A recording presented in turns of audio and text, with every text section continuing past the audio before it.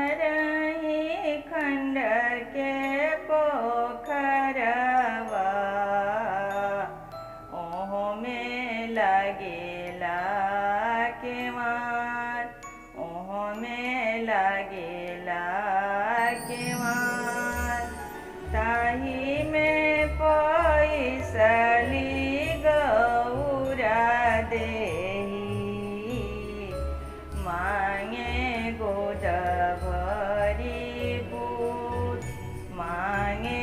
गोद भरी बूट गोद भरी आवेले गणपत पूता केस भुइया लोटी जा जाटा भुइया लोटी जा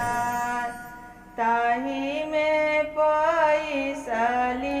गौरा देही मांगे गोद भरी पुत्र मांगे गोद भरी पुत्र गोद भरी आवेले गोद भरी आवेले गणपत पूता केस भुइया लोटी जा गोद भरी आवेले कार्तिक पूता जाटा भुइया लोटे केस जाटा भुइया लोटे केस ताही में पैसली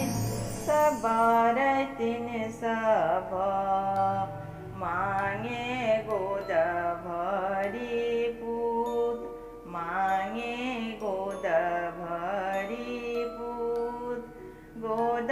भरी आवेले होरिल बाबू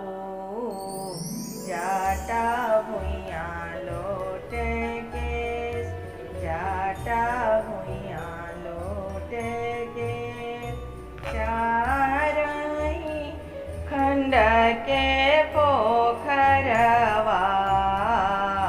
ताही में लगेला केवाड़